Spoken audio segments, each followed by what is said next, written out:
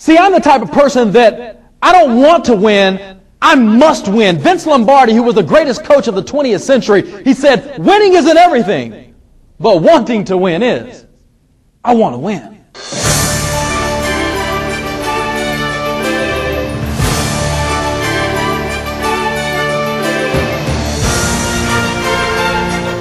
Never let a person define what's impossible for you to do.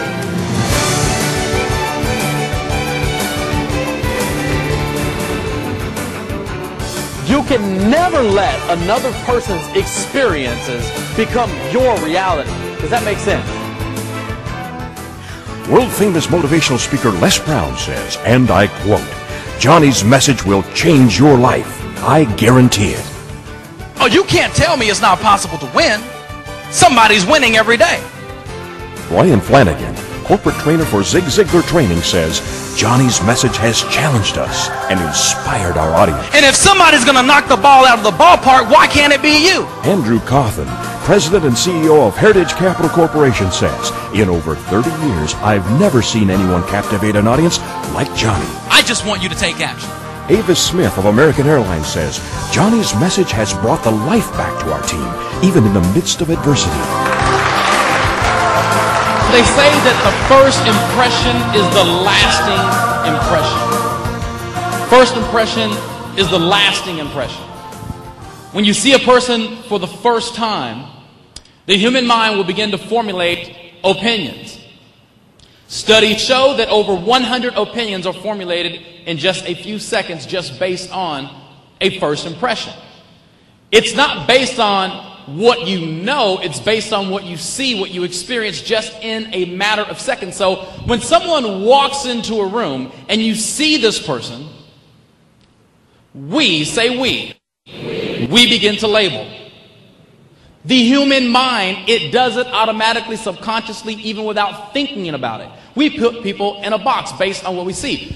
The way a person walks, the way they talk, the way they carry themselves, the way they speak, the way they smell, whatever it may be, the human mind will begin to formulate opinions. Now, here's my question. If the first impression has that much power, what's the first thing that you remember about you? Would that not be your first impression of who you are, what you represent, where you're going, where you come from? The first impression. I'm going to share some personal things about my personal life, and you'll begin to see that there are a lot of things that I can't brag about. But I will tell you this, although I have a lot of mess in my life, my mess has now become my message.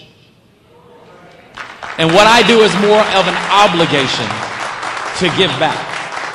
To give back and show the world that regardless of your past, it does not have to dictate your future. And in doing that, I want to tell you a quick story. There was a very wealthy man, like John Garcia, some time ago, who decided that he wanted to do something to give back to the community. Say, give back. He decided that what he wanted to do was he wanted to throw a big party at his house, a mansion, acres of land, lake in the backyard, the whole 9 yards. He was going to throw a party for all the homeless people that lived in his community. Homeless people came from all over the place. And this party was going on. Everybody's having a good time. The live band is playing. Everybody is jolly. And here the very wealthy man comes out and he positions himself in the middle of the stage. He holds up his hand. The band stops playing and he's about to make an announcement. These are the words that came out of his mouth. He said, "Whoever can swim across my lake of alligators," say true story. He said, "I will give them their weight in gold."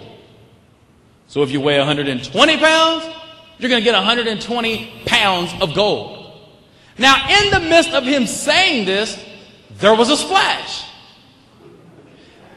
And everybody turned around to see what was going on, and there was this skinny dude This homeless guy, this poor guy, Dr. Phillips, was shocking it. I mean, he was giving it everything that he had. He was persevering. He was digging deeper than he's ever dug before in anything his entire life. But he knew if he stopped swimming, his very life would depend on it. He was in a sink or swim situation. He had to make it to the other side. Say other side. He was persevering. He was pushing, he was digging, he was fighting, and somehow, miraculously, he made it to the other side. Now, everybody's in awe. This poor guy, when I say poor, I'm not just talking about poor because he had to swim across the lake of alligators. The dude was poor because he was broke. So he was poor. But he made it to the other side. He got up, he walked around, everybody's looking, everybody's going nuts. They're wondering, how did he do it? The very wealthy man is standing there with this look on his face like, sir, first of all, I was just kidding. He said, but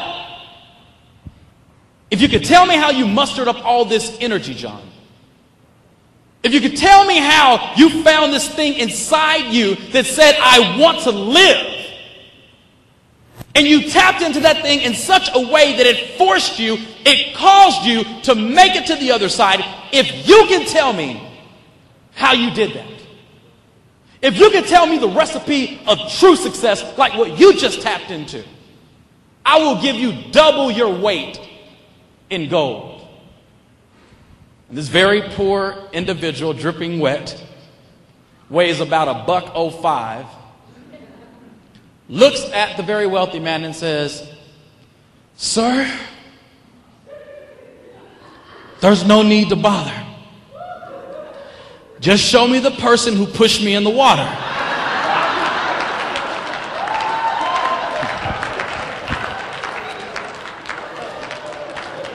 Say, I've just been set up. Pushed into a situation. It wasn't his fault. He did not ask to be there. He didn't ask for this situation. It wasn't his fault, but he was pushed in. Say, pushed in. Have you ever been pushed into a situation? It wasn't your fault. But the mere fact that you found yourself in this situation and you're in a life or death situation, a sink or swim situation, regardless of whose fault it is, if you give up, your very life will be at stake. The first impression is the lasting impression. My first memory in life, the very first thing that I remember about me went something like this. Jean-Paul, I was maybe 3.5 years old. I walk up to a refrigerator door. I open this refrigerator door, and I look in and I see a gallon of milk. Someone said, no! You can't have any milk. So my first memory of life was being rejected. Feeling unworthy of a simple glass of milk. But the reality was, it wasn't my milk. It belonged to somebody else. This is how I found out I was homeless. I was living in a battered women's shelter. And that milk belonged to another family who was living there. The youngest brother of 3, my mom and her 3 boys are living in a battered women's shelter. And this is how I found out that I'm homeless. My father's an abusive alcoholic. I didn't ask to be in this situation. It wasn't my fault. I didn't deserve not to have a home. I didn't ask to have an abusive father. I didn't ask for this. It's not my fault. What did I do? And most people find themselves in a situation, and instead of becoming the victor, we find ourselves being the victim.